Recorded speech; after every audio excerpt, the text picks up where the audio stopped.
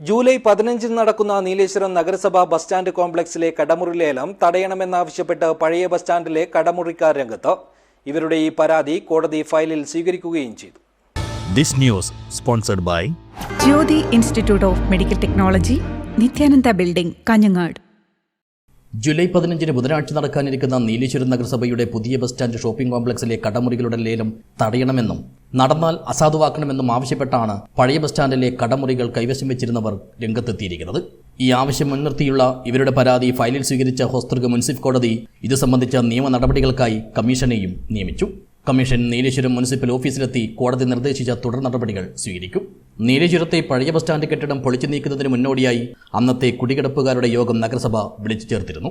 2017 March 10 ചേർന്ന നഗരസഭാ council യോഗത്തിലെ 20-ാം നമ്പർ തീരുമാനത്തിന്റെ അടിസ്ഥാനത്തിൽ ചേർന്ന ഈ യോഗത്തിന്റെ മിനിറ്റ്സുമായാണ് പരാതിക്കാർ കോടതിയെ സമീപിച്ചത്. പഴയ ബസ് സ്റ്റാൻഡിലെ കെട്ടിടങ്ങൾ പൊളിച്ചുമാറ്റി ആ സ്ഥലത്ത് പുതിയ കെട്ടിടം നിലവിൽ വരുമ്പോൾ ഒഴിഞ്ഞുപോയ ലൈസൻസുകളായ കച്ചവടക്കാർക്ക് മുന്തിയ പരിഗണന നൽകാൻ ധാരണയായതായി ഇതിലെ 3-ാം നമ്പർ തീരുമാനത്തിൽ പറയുന്നു. ഇത് അന്നത്തെ നിയമപരമായ വാടക നിരക്കിന് വിധേയമായിരിക്കുമെന്നും പറയുന്നുണ്ട്. ഇത് പ്രകാരം സത്യവാങ്മൂലം നൽകിയ വ്യാപാരികൾക്ക് മാത്രം നഗരസഭയിൽ നിന്ന് തുടർന്ന് D&O ലൈസൻസ് നൽകാനും തീരുമാനിച്ചിരുന്നു.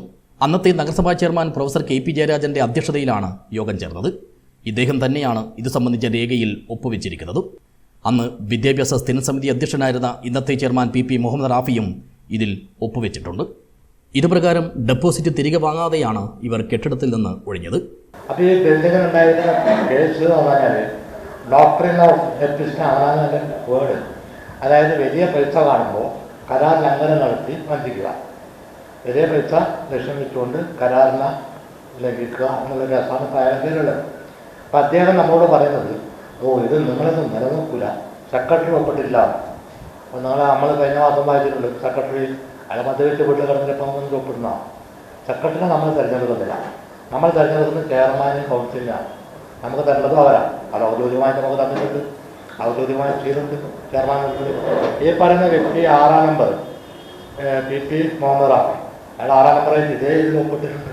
അയാൾ അന്ന് സ്റ്റാൻഡിംഗ് കമ്മിറ്റി ചെയർമാനായിരുന്നു. അയാൾ അതിനെതിരെ പറയുകയോ എതിർപ്പ് രേഖപ്പെടുത്തുകയോ ഒന്നും ചെയ്തില്ല. പുതിയ കെട്ടിടത്തിൽ മുൻധാരണ പ്രകാരം കടമുറിയോ നഷ്ടപരിഹാരമോ അനുവദിക്കണമെന്നാണ് ഇപ്പോൾ ഇവർ മുന്നോട്ട് വയ്ക്കുന്ന ആവശ്യം. ഇതിനായി കൈവശക്കാർ നഗരസഭയെ സമീപിച്ചപ്പോൾ മിനിറ്റ്സിൽ അന്നത്തെ നഗരസഭാ സെക്രട്ടറി ഒപ്പിടാത്തതിനാൽ സാധുതയില്ലെന്ന മറുപടിയാണ് നൽകിയതെന്നും പറയുന്നു.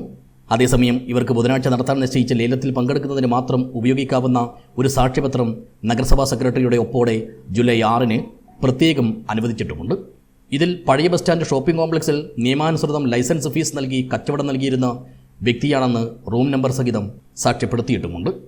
കാഞ്ഞങ്ങാട് പ്രസ് ഫോറത്തിൽ വാർത്താ സമ്മേളനം നടത്തിയാണ് പഴയ ബസ് സ്റ്റാൻഡ് കെട്ടിടത്തിലെ കടമുറി കൈവശക്കാർ ഇക്കാര്യങ്ങളെല്ലാം വ്യക്തമാക്കിയത്. News bureau, Kanhangad.